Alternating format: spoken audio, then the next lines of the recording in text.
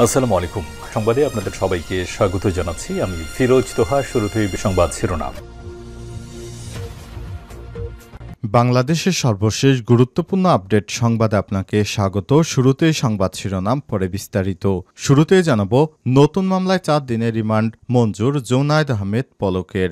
বৈষম্যবিরোধী ছাত্র আন্দোলন কেন্দ্রিক রাজধানীর যাত্রাবাড়ী থানার মামলায় সাবেক আইসিটি প্রতিমন্ত্রী জুনায়েদ আহমেদ পলকের ফের 4 দিনের রিমান্ড মঞ্জুর করেছে আদালত। আর সোমবার 24শে মার্চ ঢাকার মেট্রোপলিটন ম্যাজিস্ট্রেট জিএম ফারহান ইশতিয়াকের আদালত এই রিমান্ড মঞ্জুর করে আদেশ দেয়।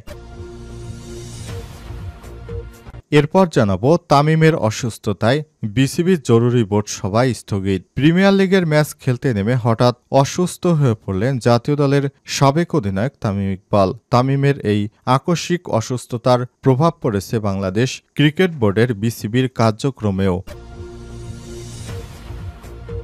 এদিকে সাগরপথে সীতাকুণ্ড সন্দ্বীপ রুটে ফেরি সার্ভিস চালু। চট্টগ্রামের সীতাকুণ্ড সন্দ্বীপ রুটে দেশের ইতিহাসে প্রথমবারের মতো সাগরপথে ফেরি সার্ভিস চালু হয়েছে। সোমবার 24শে মার্চ সীতাকুণ্ড বাঁশবাড়িয়া ঘাটে সেই সেবার উদ্বোধন করেন অন্তর্বর্তীকালীন সরকারের নৌপরিবহন, শ্রম ও কর্মসংস্থান বিষয়ক উপদেষ্টা এম সাখাওয়াত হোসেন। জানাবো, দিল্লির আধিপত্যবাদের কালো থাবা ভর করেছে কিছু রাজনৈতিক নেতার উপর, বললেন বাংলাদেশ জামাত ইসলামের সেক্রেটারি জেনারেল অধ্যাপক মিয়া গোলাম পরোয়ার।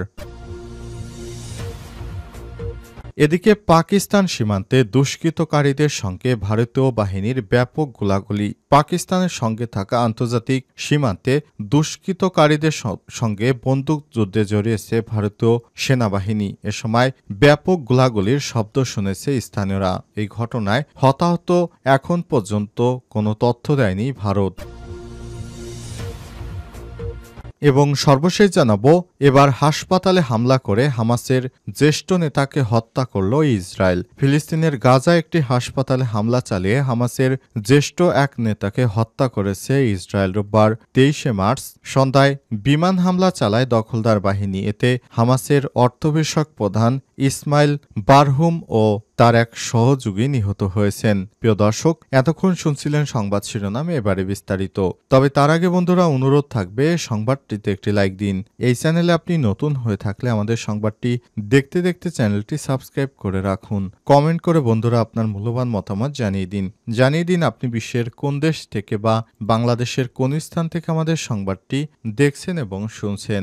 এবারে বিস্তারিত।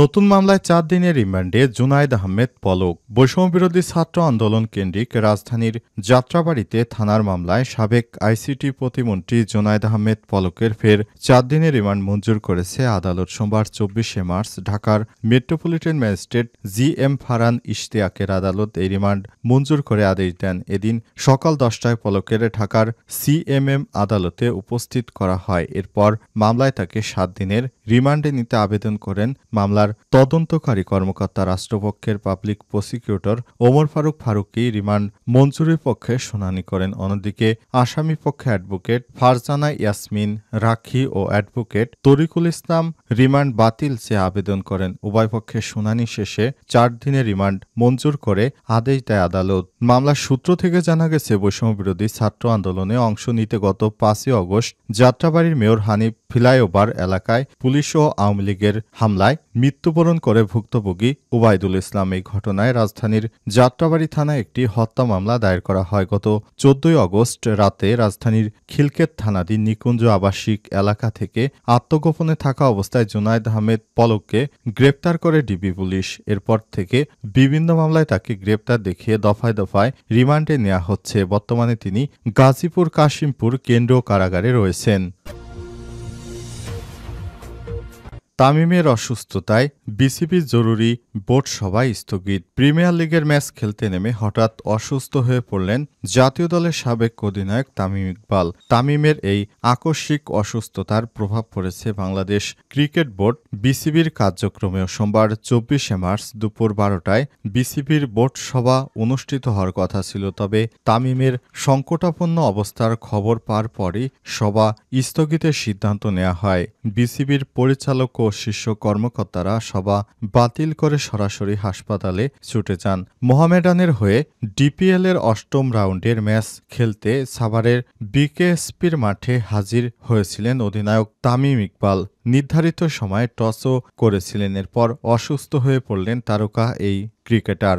আর ফিল্ডিংয়ে নামা হয়নি। প্রাথমিক অবস্থায় তাকে ঢাকায় আনার জন্য হেলিকপ্টারে নেওয়া হলেও পরিস্থিতি বিবেচনায় শেষ পর্যন্ত বিকেএসপির পাশেই ফজিলতুন্নেসা হাসপাতালে ভর্তি করা হয়েছে। সর্বশেষ প্রাপ্ত খবর অনুযায়ী তার হৃদরোগে আক্রান্ত হয়ে তামিম ইকবাল হাসপাতালে ভর্তি। তার হার্টে রিং পরানো হবে। তামিমের হঠাৎ করে ধরনের অসুস্থতায় বিসিবির সদস্যরা তারা দ্রুততার সঙ্গে জরুরি বোর্ড সভা স্থগিত করে তারপর তামিমকে নিয়ে হাসপাতালে গিয়েছেন। বর্তমানে তামিমকে রিং পরানো হবে, তার অবস্থা অতটাও ভালো নয়। সাগরপথে সীতাকুণ্ড সন্দ্বীপ রুটে ফেরি চলাচল চালু। চট্টগ্রামের সীতাকুণ্ডে সাগরপথে আবারও ফেরি চলাচল শুরুর উদ্বোধন হয়েছে। এ সময় আরও উপস্থিত ছিলেন বিদ্যুৎ, জ্বালানি, খনিজ সম্পদ মন্ত্রণালয়, সড়ক পরিবহন ও সেতু মন্ত্রণালয়ের উপদেষ্টা মোহাম্মদ ফাউজুল করিম খান। আর চট্টগ্রাম সীতাকুণ্ড সন্দ্বীপ রুটে দেশের ইতিহাসে প্রথমবারের মতো সাগরপথে ফেরি সার্ভিস চালু হয়েছে। সোমবার ২৪শে মার্চ সকালে সীতাকুণ্ডের বাঁশবাড়িয়া ঘাটে এই প্রথমবার উদ্বোধন করে অন্তর্বর্তীকালীন সরকার নৌপরিবহন, শ্রম ও কর্মসংস্থান বিষয়ক উপদেষ্টা এম সাখাওয়াত হোসেন। সড়ক পরিবহন ও সেতু মন্ত্রণালয়ের উপদেষ্টা মোহাম্মদ ফাউজুল কবির খান সহ পরিবেশ, বন ও জলবায়ু পরিবর্তন বিষয়ক মন্ত্রণালয় এবং পানি সম্পদ মন্ত্রণালয়ের উপদেষ্টা সৈয়দা রিজওয়ানা হাসান, মুক্তিযোদ্ধা বিষয়ক মন্ত্রণালয় এবং দুর্যোগ ব্যবস্থাপনা ত্রাণ মন্ত্রণালয়ের উপদেষ্টা ফারুকী আজম, প্রাথমিক ও গণশিক্ষা মন্ত্রণালয়ের উপদেষ্টা অধ্যাপক ড বিধান রঞ্জন রায় পোদ্দার এবং মৎস্য ও প্রাণী সম্পদ মন্ত্রণালয়ের উপদেষ্টা ফরিদা আক্তার। তাদের সঙ্গে ছিলেন প্রতিমন্ত্রী পদমর্যাদার প্রধান উপদেষ্টা ২ জন, বিশেষ সহকারী খোদা বক্স চৌধুরী এবং অধ্যাপক ড সাইদুর রহমান।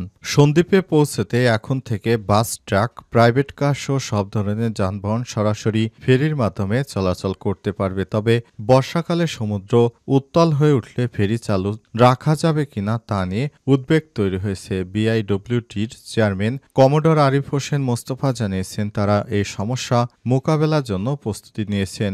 বিআইডব্লিউটিএ চট্টগ্রাম উপপরিচালক মোহাম্মদ কামরুল হাসান জানান, আমরা ফেরি কপোতাক্ষের পরীক্ষামূলক রান করেছি। আমরা উচ্চ এবং নিম্ন জোয়ারের সময় অনুযায়ী প্রতিদিন ৪টি করে ফেরি চলাচল করার পরিকল্পনা করছি। দিল্লি আধিপত্যবাদের কালো থাবা ভর করেছে কিছু রাজনৈতিক নেতার উপর। খুলনায় জামাত ইসলামের ইফতারে গোলাম পরোয়ার। জামাত ইসলামের সেক্রেটারি জেনারেল অধ্যাপক মিয়া গোলাম পরোয়ার বলেছেন, বাংলাদেশের রাজনীতিতে আবারও কালো মেঘ দেখতে পাচ্ছি। দিল্লির আধিপত্যবাদের কালো থাবা আবারও কিছু রাজনৈতিক নেতার উপর ভর করেছে, যে কারণে আওয়ামী লীগকে আবার পুনর্বাসনের সুর দিচ্ছে ওইসব রাজনৈতিক নেতারা। তিনি আরও বলেন, দীর্ঘ ১৫ বছরের ফ্যাসিবাদকে বিদায় দিয়ে যখন একটি নতুন বাংলাদেশের যাত্রা অন্তর্বর্তীকালীন সরকারের মাধ্যমে আমরা দেখতে পাচ্ছি, তখনই নতুন রূপে আধিপত্যবাদ বিস্তারের অপচেষ্টা চালাচ্ছে, এমনকি ইসলামী শক্তিকে আলাদা করারও ষড়যন্ত্র চলছে। রোববার সন্ধ্যায় খুলনার প্রেস ক্লাবে ব্যাংকোয়েট হলে বাংলাদেশ জামাত ইসলাম জেলা শাখার ইফতার মাহফিলে তিনি এসব কথা বলেছেন। গোলাম পরোয়ার বলেন, আবু সাইদ, মীর মুগ্ধ সহ জুলাই আন্দোলনের শহীদরা আমাদের দেখিয়ে গেছে জীবন দিয়ে হলেও এদেশের ন্যায় বিচার প্রতিষ্ঠা করতে হবে, কিন্তু কোরআনের আইন ছাড়া বিচার প্রতিষ্ঠা করা সম্ভব নয়। তাই রাষ্ট্রের প্রতিটি স্তরে আল কোরআনের বিধান কায়েমের জন্য তিনি মাহে রমজানের শিক্ষা কাজে লাগিয়ে সকলকে এগিয়ে আসার আহ্বান জানান। তিনি আরও বলেন, রাষ্ট্রীয় জীবনে আল্লাহর আইন না থাকলে ব্যক্তি জীবনে আল্লাহর আইন মানা সম্ভব নয়। এজন্য আগামী দিনে রাষ্ট্র কাঠামো হোক ইসলামের, পবিত্র কোরআনের এমন প্রত্যাশা করেছেন তিনি। পবিত্র কোরআনের উদ্ধৃতি দিয়ে তিনি আরও বলেছেন, আল্লাহ যেহেতু পরিপূর্ণ মুসলমান না হয়ে কবরে না যাওয়ার জন্য নির্দেশ দিয়েছেন, সেহেতু সর্বস্তরে কোরআনের আইন থাকতে হবে। তিনি জাতীয় ঐক্যের মধ্য দিয়ে একটি বরকতপূর্ণ দেশ গড়ার জন্য সকলকে এগিয়ে আসার আহ্বান জানান।